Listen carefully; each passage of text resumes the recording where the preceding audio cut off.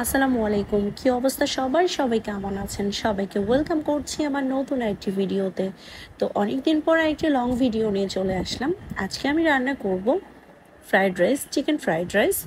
তো চলেন আপনাদেরকে নিয়ে রান্না করি। তো প্রথমে হচ্ছে আমি কিছু চিকেন ভেজে নিচ্ছি। সেটাতে আমি একটু গোলমরিচের গুঁড়া আর স্বাদ মতো লবণ অ্যাড করব, আর একটু সয়া সস অ্যাড করে নেব। আর যেহেতু আমি চিকেন ফ্রাইড রাইস রান্না করছি, তার জন্য হচ্ছে চিকেনটা একটু বেশি মানে একটু বড় সাইজ করে নিয়েছি, যেন বোঝা যায় আর খেতে যেন একটু ভালো লাগে। তো এখন হচ্ছে আমি কিছু বরবটি আর গাজর অ্যাড করে দিলাম। আর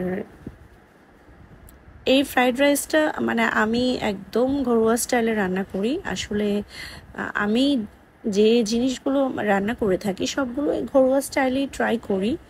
এক্সট্রা অর্ডিনারি আমার কাছে কোনো কিছুই ভালো লাগে না, সেটা রান্নাই হোক বা লাইফের অন্য কোনো কিছুই হোক না কেন।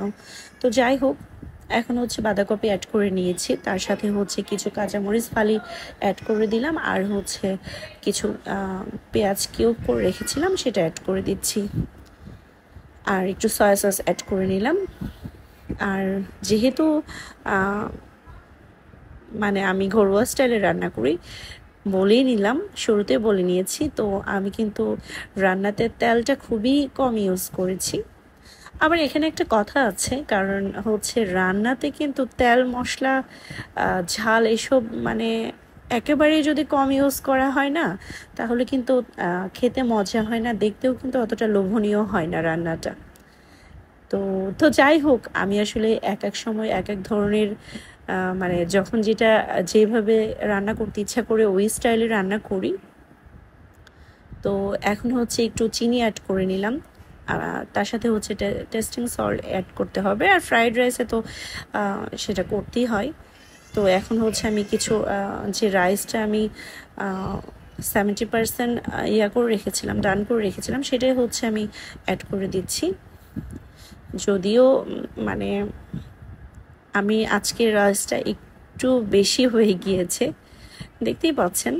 আসলে 60% করলে আমার কাছে মনে হয় বেটার হয়। সব সময় আমি 60% বা 50% করি, কারণ অন্য মানে বাকি সময়টা যে ভাজাভাজি সময় থাকে তখনও হচ্ছে মোটামুটি ফুল ডান করতে আসলে সেদ্ধ হয়ে যায়, কিন্তু 70% 80% করলে তখনই একটু ধরে যায় বা মাখা মাখা হয়ে যায়। তো আজকে যেমনটা হয়েছে একটু মাখা মাখা হয়েছে, দেখতেই পাচ্ছেন। তো যাই হোক, আমার ফ্রাইড রাইস কিন্তু মোটামুটি ডান। এই তো দেখতেই পাচ্ছেন কতটা লোভনীয় হয়েছে।